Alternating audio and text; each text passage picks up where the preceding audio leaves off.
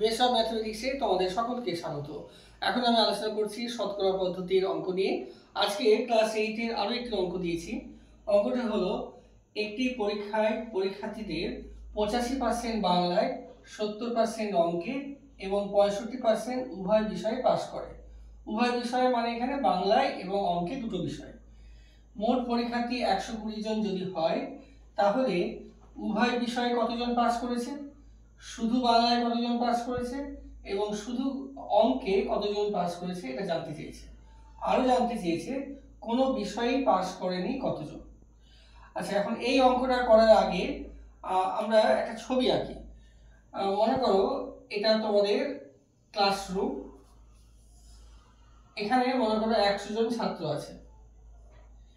এখন এই 100 জন ছাত্রের পরীক্ষার রেজাল্ট বেরিয়েছে, শুধুমাত্র বাংলার বেরিয়েছে আর অঙ্কে।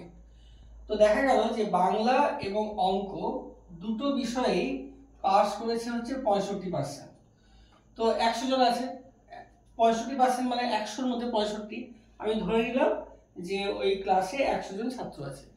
তো বলছে যে 65 জন এমন ছাত্র যারা বাংলাতেও পাস করেছে, অঙ্কও পাস করেছে। তাহলে এই 65 জন কেমন হবে? মনে করছি এই প্রথম দিক থেকে এই যে 65 জন আছে, এই 65 জন এমন ছাত্র যারা বাংলাতেও পাস করেছে, অঙ্কেও পাস করেছে।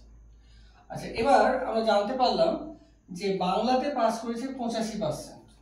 তো বাংলাতে পাস করেছে 85%, তাহলে এই 85%-এর মধ্যে নিশ্চয়ই এই 65 জন আছেই আছে। কেন? এই 65 জন বলছে যে আমরা বাংলাতেও করেছি, অঙ্কও করেছি। আবার আমরা খবর পাচ্ছি যে বাংলাতে পেয়েছে 85, বাংলাতে পাস করেছে 85 জন।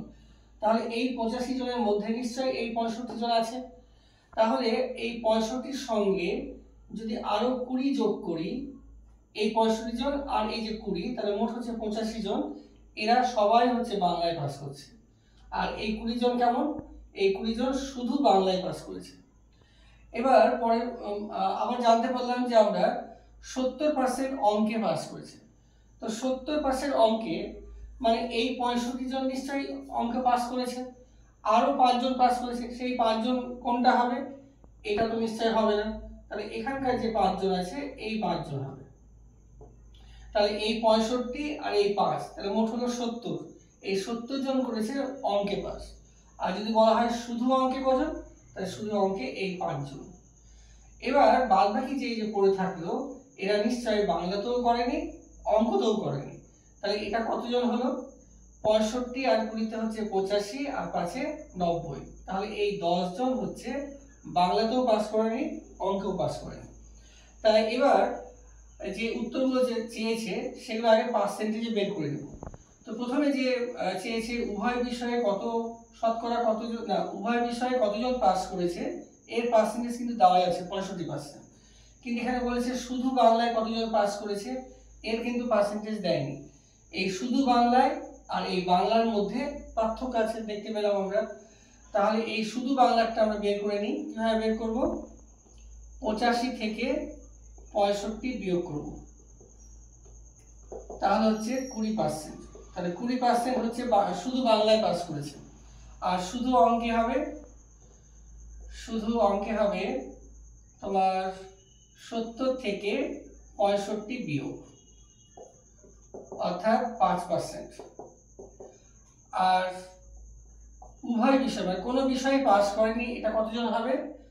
মোট তো 100।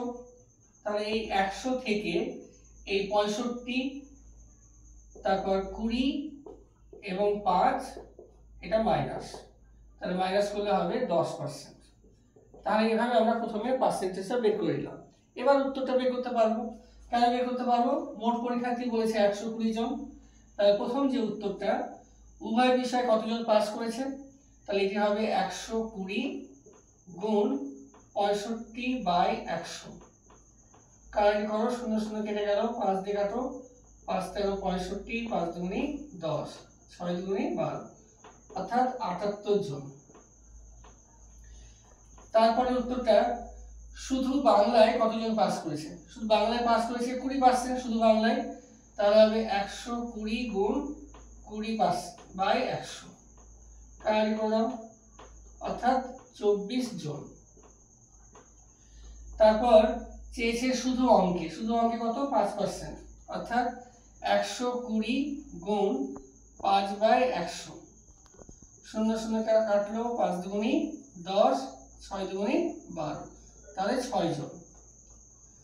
আর সে সূত্রটা চেয়েছে কোনো বিষয়ে পাস করেনি কতজন, তো কোনো বিষয়ে পাস করেনি আমরা পেয়েছি 10%, তাহলে এটি হবে, এটা মুছে দিলাম, তাহলে হবে 120 গুণ 10/100, 0 0 0 0 কেটে গেল, অর্থাৎ 12 জন।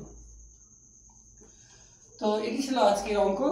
এরকমই অঙ্ক আগামী পর্ব আরো একটি নিয়ে আলোচনা করব। তোমরা দেখতে থাকো। Thank you.